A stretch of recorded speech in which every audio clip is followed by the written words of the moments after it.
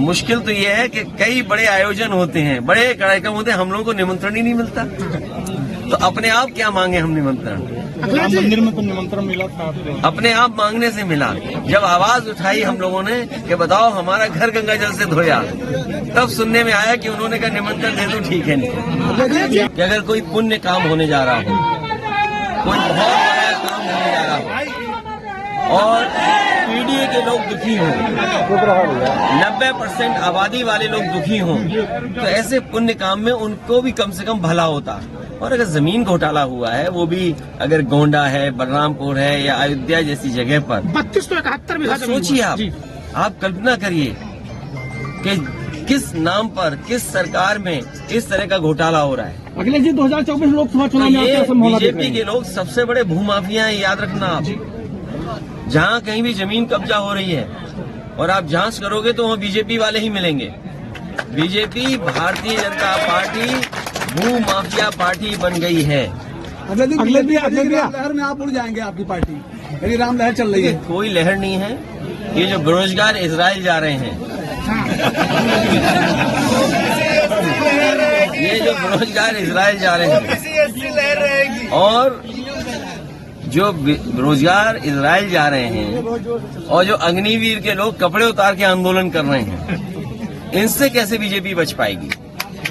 और ये जो नई आवाज उठी है पीडीए वाली, इसमें पीड़ित दुखी अगड़े भी हैं, ये ना भूलें अपने आप को।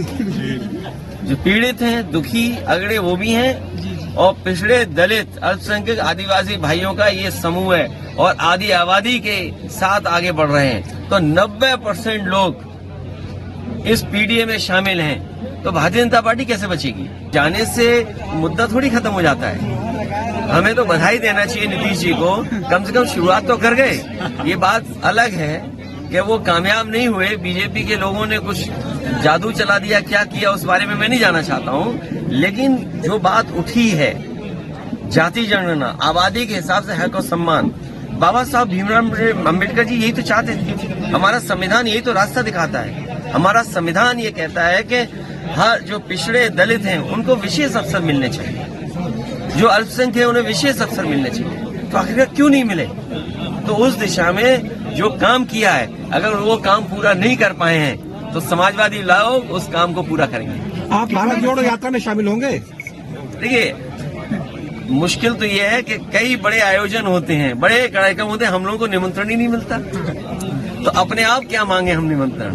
राम मंदिर में तो निमंत्रण मिला था आपको? अपने आप मांगने से मिला।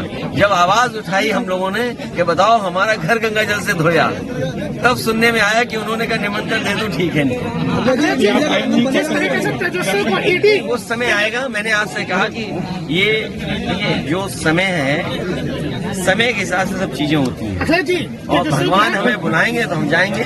और कब उनकी इंडिया गठबंधन बनेगा, कब इच्छा हो जाएगी बुलाने की, अब ये तो भगवान ही जानते हैं। इंडिया गठबंधन बनेगा, इंडिया गठबंधन बनाएंगे, सब तो चलेगा छोड़ के। अगर उससे अलग